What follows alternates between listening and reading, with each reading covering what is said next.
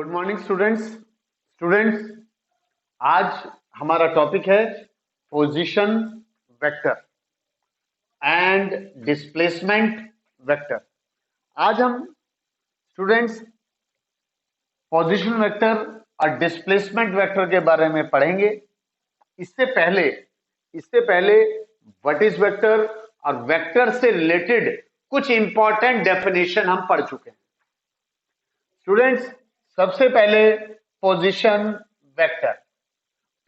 Vector represent position of object at any instant of time.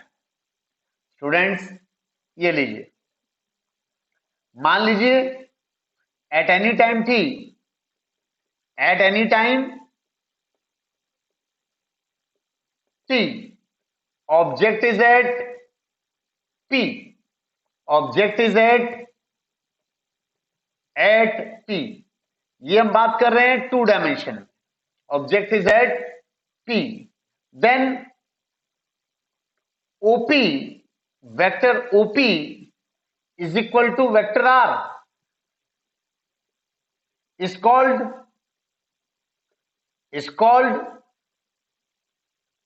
position vector, is called position vector of object at time t,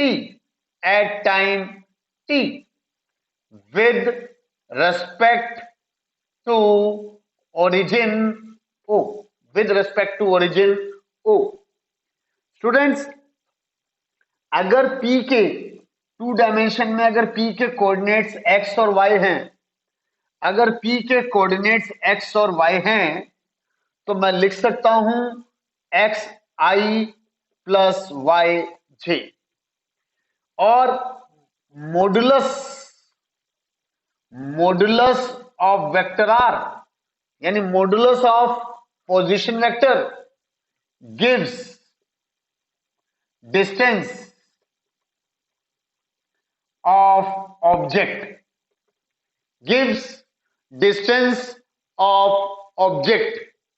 gives distance of object from O। यानी अगर मैं OP का या vector R का modulus निकाल लूं तो मेरे पास आ जाएगा OP या R is equal to x square plus y square, x square plus y square.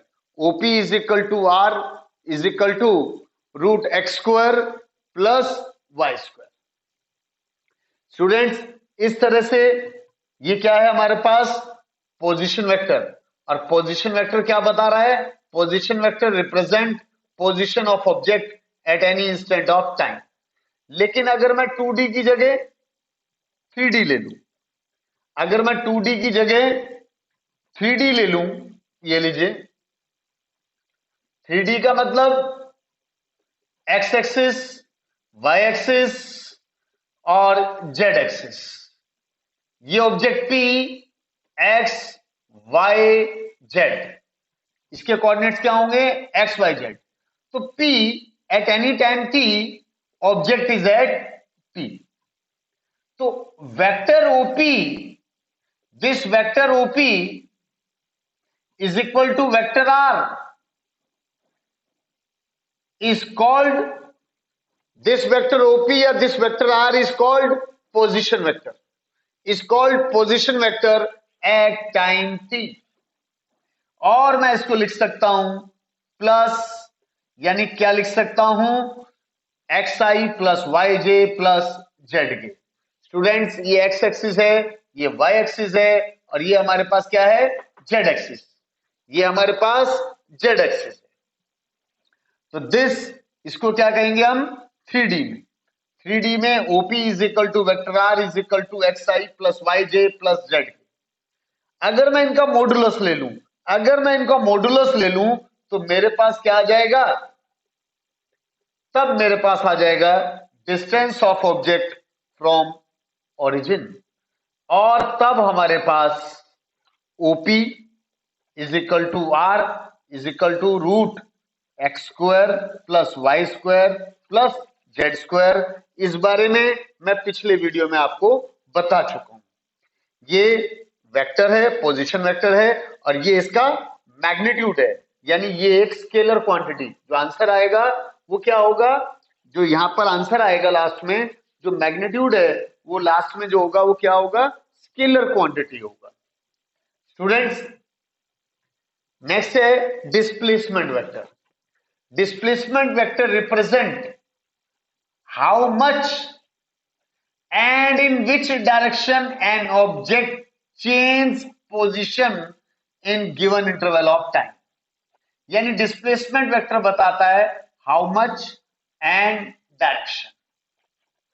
Students, इसको समझने के लिए let at time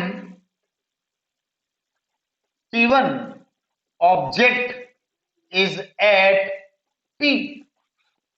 Let at time t1 object is at p।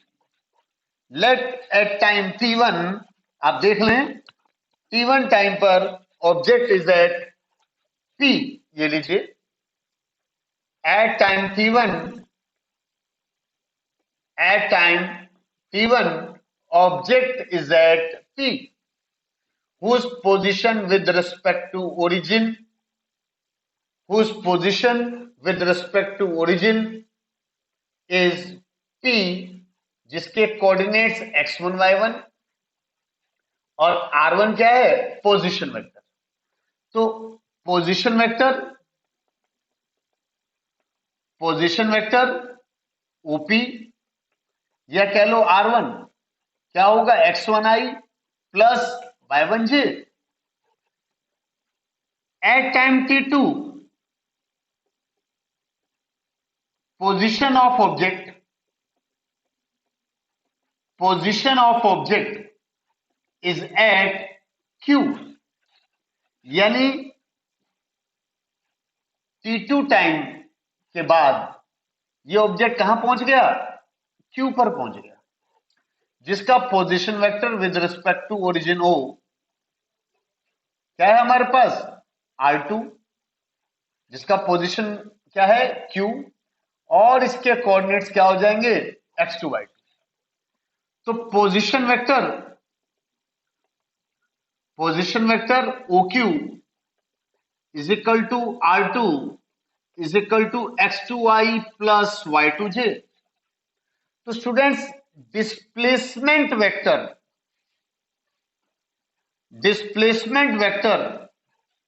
PQ, displacement vector PQ क्या होगा, position vector OQ minus position vector OP। Position vector OQ this minus OP। तो PQ का मतलब आप देख लें, PQ का मतलब RPQ, डेल्टा RPQ क्या हो जाएगा हमारे पास, OQ क्या है, x2y plus y2j minus x1i plus y1j, या लिख सकता हूं x2 minus x1i plus y2 minus y1j। ये मेरे पास क्या आ गया, डिस्प्लेसमेंट। ये क्या आ गया, डिस्प्लेसमेंट वेक्टर। लेकिन इसका मैग्नीट्यूड, अगर मैं मॉडुलस निकालता हूं, क्या निकाल लूं, मॉडुलस। अगर मैं modulus of displacement vector, modulus of displacement vector निकालूं, तो मेरे पास क्या आ जाएगा, ये देख लीजिए, डेल्टा आर, ये सब वेक्टर में, ये सब किस में है, वेक्टर में। तो delta R PQ is equal to x2 minus x1i plus y2 minus y1j, या फिर delta R is equal to x2 minus x1 का square plus y2 minus y1 का स्क्वायर। डेल्टा आर क्या आ जाएगा? x2 माइनस x1 का square plus y2 minus y1 का square, यानी ये मेरे पास लेंथ आ गई। किसकी लेंथ आ गई? PQ। ये मेरे पास लेंथ आ गई PQ। स्टूडेंट्स, तो ये सब होता है, इस सब को क्या कहते हैं हम? Displacement vector. यानी डिस्प्लेसमेंट वेक्टर क्या होता है, क्या बताता है? It tells the direction. Direction यहां पर क्या है? P से Q। और हाउ मच, कितना डिस्प्लेसमेंट उसने कवर किया। पिछले टॉपिक में हम पढ़ चुके हैं, डिस्प्लेसमेंट के बारे में भी हमने पढ़ा, डिस्टेंस के बारे में भी पढ़ा। डिस्टेंस जो कि स्केलर क्वांटिटी है और डिस्प्लेसमेंट एक वेक्टर क्वांटिटी है। और डिस्प्लेसमेंट वेक्टर को निकालने का तरीका, अगर मुझे PQ निकालना है तो OQ माइनस OP। लेकिन अगर मुझे QP निकालना है, मतलब अगर मुझे QP निकालना है, QP यानी QP निकालना है, तो मेरे पास ये आ जाएगा इस तरह से। QP निकालना है तो position vector of OP minus OQ।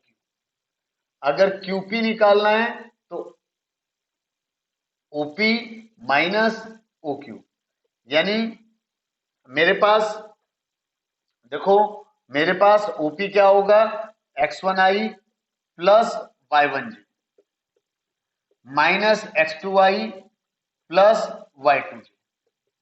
यह आ गया x1 minus x2i plus y2 minus y1j।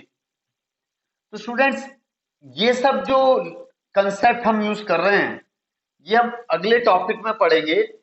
ये जो कंसेप्ट हम यूज कर रहे हैं, इस कंसेप्ट का link triangle law of vector addition. किससे लिंक है?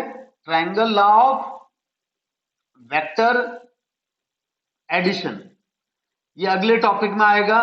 अगले टॉपिक में, नेक्स्ट वीडियो में इसके बारे में पढ़ेंगे कि कहीं ना कहीं ये जो कंसेप्ट है, जो हम ये कंसेप्ट यूज कर रहे हैं, वो कहीं ना कहीं इसके साथ लिंक्ड है।